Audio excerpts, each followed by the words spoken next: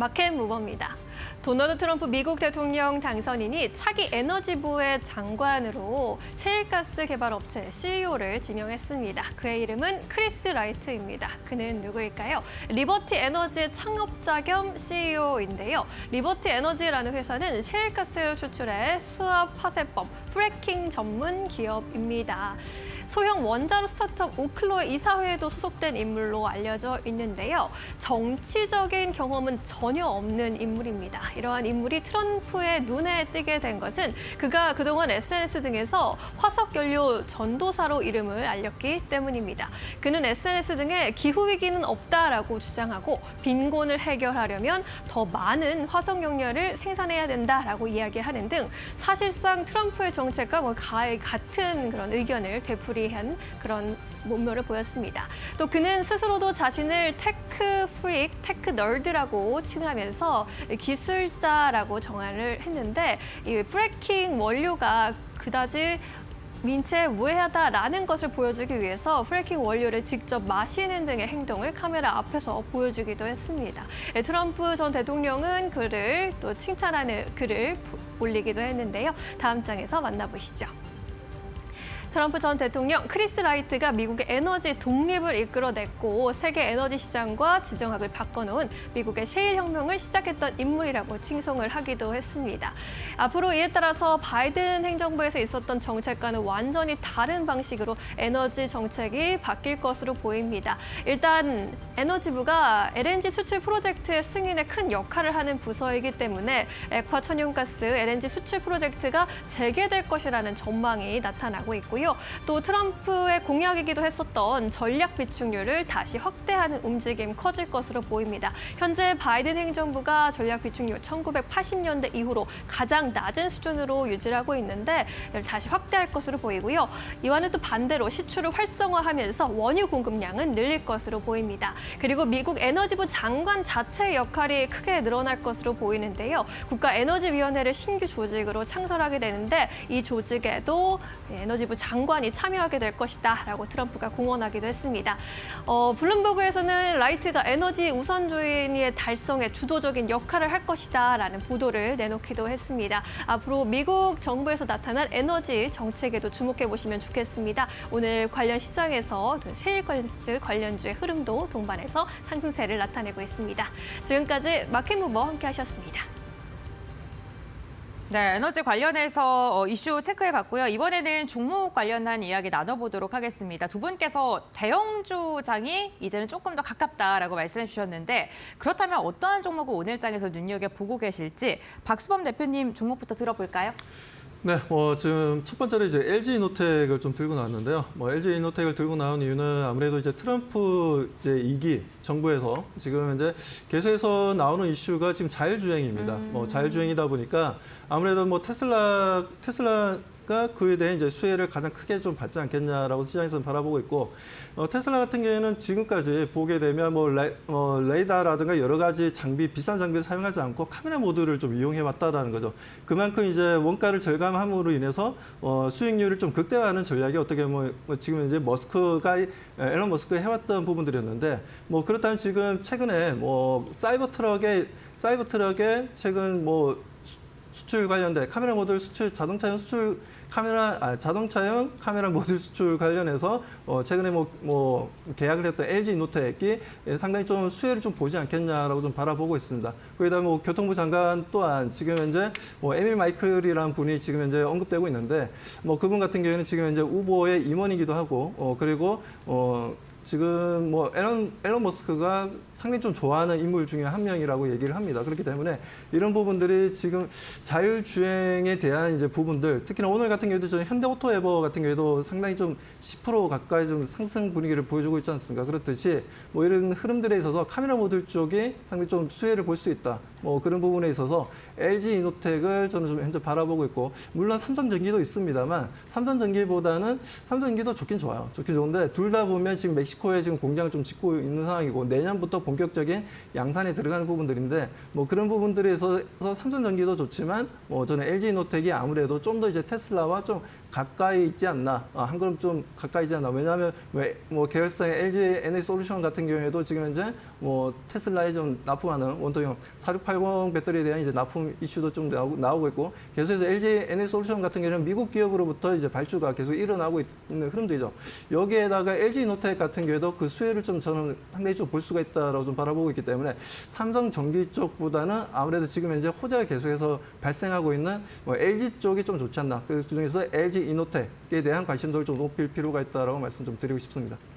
네, 알겠습니다. 자율주행 카메라 모듈 시장 성장성 LG 이노텍 언급해 주셨고요. 그럼 박정식 파트너는 어떠한 종목 들고 오셨는지 첫 번째 종목 뭘까요?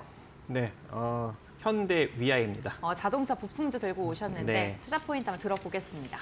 자, 현대위아 일단 우리가 관심을 기울여 볼 때가 된 것 같습니다. 최근에 주가가 4만 원대까지 엄청 빠졌습니다. 매출은 지난 2020년에 매출이 6조 5천억 정도 규모였거든요. 근데 최근에는 매출이 3조 7천억 원을 넘어설 수 있는 그런 시기에 도달했는데도 불구하고 주가는 과거 6조 5천억 매출을 올렸던 2020년 수준까지 빠져 있는 상황이죠. 물론 이제 3분기 실적은 전년 동기 대비 영업이익이 좀 감소하기는 하였습니다만 4분기에 다시금 또 호실적을 기록할 수 있는 그런 전망이 나오고 있는 상황이기 때문에 지금과 같이 좀 낙폭 과대가 일어났을 때 우리가 서서히 관심을 좀 기울여 볼 만한 그런 종목이 되지 않나라고 생각을 합니다. 자동차 이제 엔진이나 차량 엔진이나 이제 모듈 부품, 등속 조인트, 사륜구동 부품 이제 이런 것들을 이제 주력 매출로 발생시키고 있는 상황이고요. 뭐 이것뿐만 아니라 이제 방위 산업 쪽도 일정 부분 이제 제작을 하고 있는 상황이고, 또 이번에 이제 지속적으로 조금 이제 적자, 부진을 좀 일으켰던 이 공작기계 사업 부분의 매각이 핫 이슈가 될 걸로 보여집니다. 일단 뭐 코스닥 상장사 스맥에 이 공작기계 사업 부분을 이제 매각하는 그런 이제 계약을 이번에 협약을 체결을 한 것으로 일단 나타나고 있는 상황이기 때문에 이게 3,400억 정도 규모예요. 그래서 내년 상반기 정도에 만약에 이제 매각이 완료가 된다면 내년에 당기순이익이 3천억 이상 발생이 될 수 있는 가능성이 존재하고, 그로 인해서 본격적으로 주가가 올라갈 수 있는 가능성도 존재하지 않을까라고 생각을 합니다. 이미 이제 자본 총기 대비 시가총액이 엄청 빠졌어요. 엄청 저평가입니다. 그래서 지금 현재 여러분들이 잘 관심을 가져보신다면 연말에 배당 수익도 노리고, 또 다음 해가 바뀔 때 이 매각 이슈로 인해서 주가의 상승력도 취해갈 수 있는 긍정적인 효과를 만들어갈 수 있다 보니까 지금 한 42,000원부터 41,000원 정도 자리까지 분할 매수 관점으로 한번 가져가 보시고요. 뭐 단기적으로 이제 매매하시는 분들은 뭐 45,000원 정도 바라보시는데 뭐 내년까지 좀 끌고 가보고 싶다라고 생각하시는 분들도 그냥 내년까지 끌고 가보시면 또 괜찮지 않을까 그렇게 생각을 합니다. 엄청 저평가이기 때문에. 그래서 만약에 내년까지 끌고 가면 한 68,000원 정도 자리까지 조금 더 끌고 가시는 것도 괜찮지 않을까 생각하고 있습니다.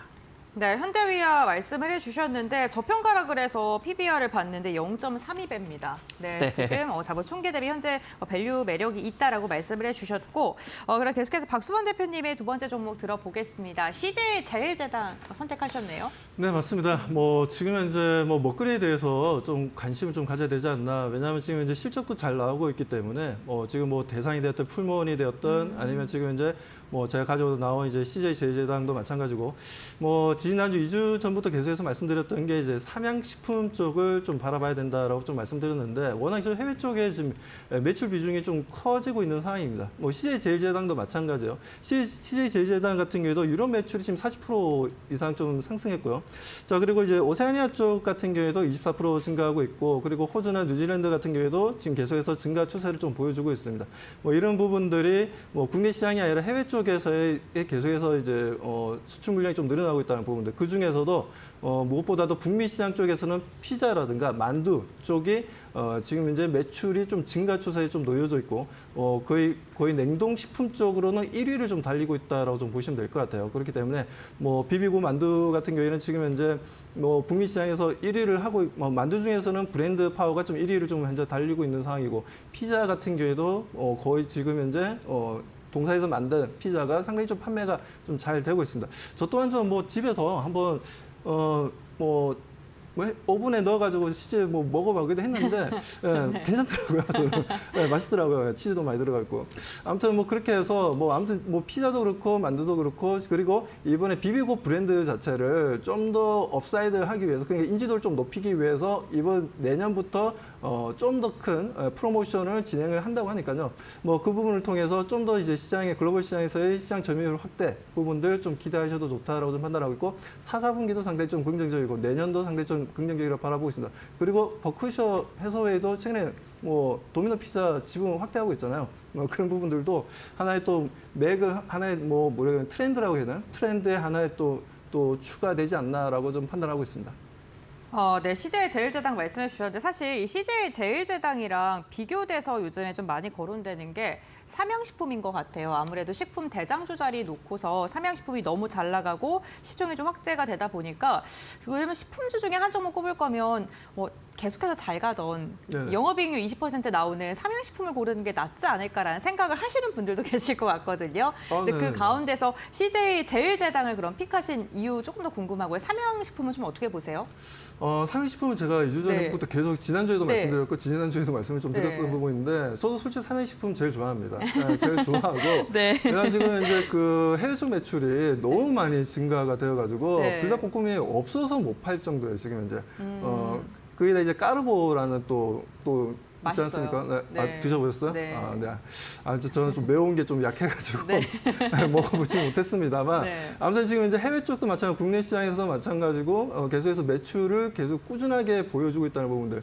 뭐 이게 하나의 또 히트작이라고 좀 봐야 되겠죠. 그리고 삼양식품 같은 경우 그동안 뭐 하얀색 우동이라든가 좀 더 색다른 그동안 이제 우리가 먹어보지 못했던 좀 새로운 라면들을 그동안 많이 좀 선보였던 부분들이 있었습니다. 뭐 그런 부분들이 결국에는 한번 잭밭을 좀 터트리는 상황이 좀 만들어졌고 이 부분들이 아무래도 이제 뭐 BTS라든가 엔터 쪽 회사들의 아무래도 K-컬처가 전 세계적으로 또 확대가 되다 보니까 뭐 그 부분에 있어서 이런 먹거리 관련된 부분들도 해외 계신 분들도 많은 관심을 좀 가지고 있고 그에 대한 이 부분들이 실질적인 실적으로 연결이 되고 있다 보니까 뭐 일단 좀 다시 한번 말씀드리지만 뭐 삼양식품을 제일 좋아합니다.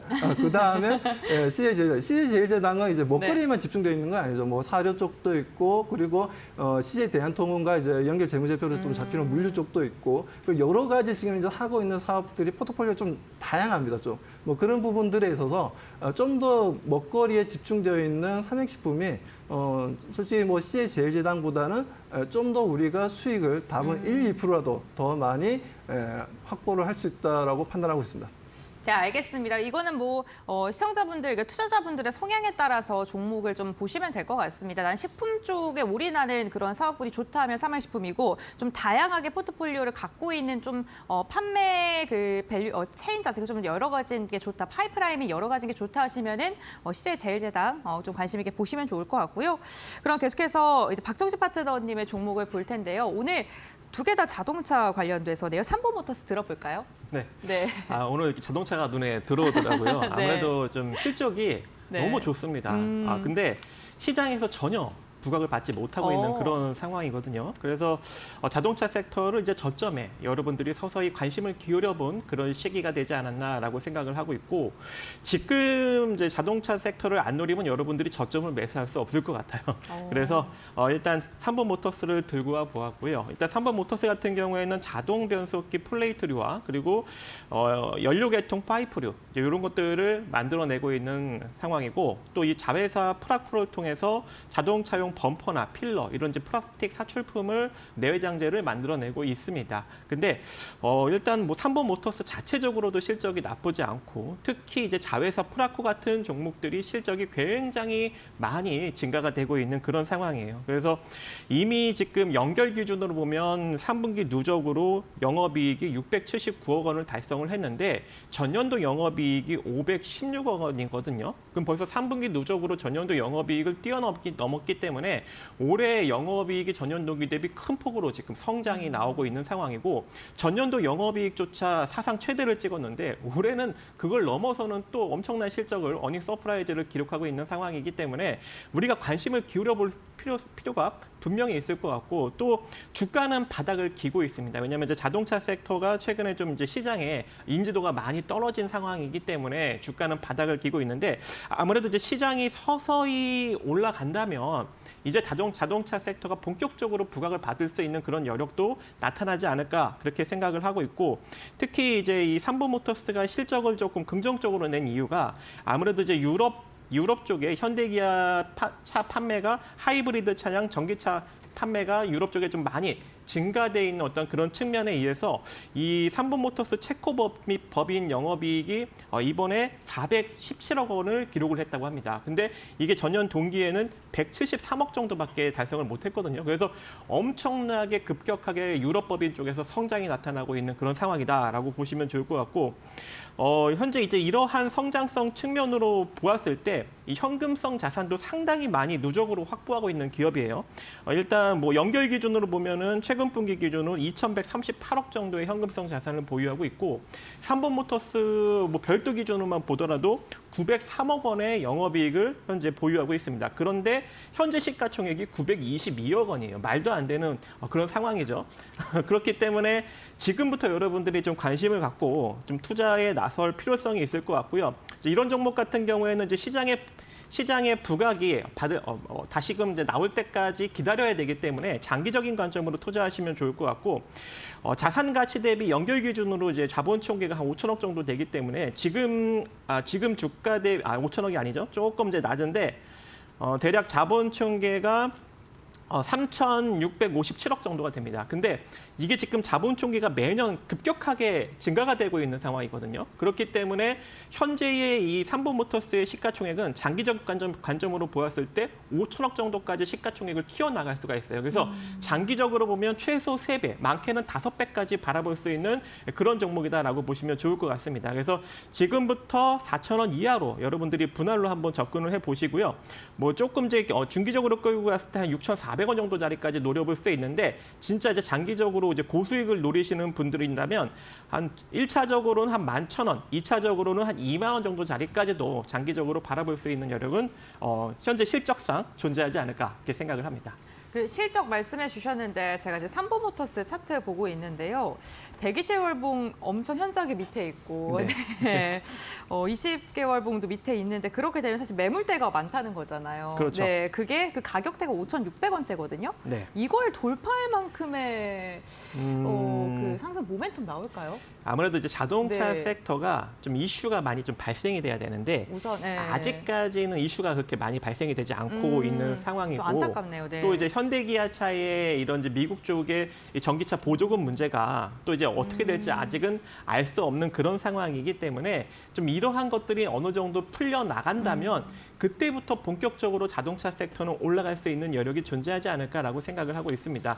이미 이제 현대기아도 엄청난 호실적을 달성하고 역대 어닝 서프라이즈를 계속적으로 기록을 하고 있음에도 불구하고 이런 이제 글로벌적인 정세적인 기조 때문에 주가가 그렇게 많이 부각을 받지 못하고 있는 국면 아니겠습니까? 맞아요. 그래서 네. 아무래도 좀 시기적으로 한 내년 정도까지는 여러분들이 바라보시면서 투자를 하시는 것이 좋지 않을까라고 개인적으로 생각을 합니다.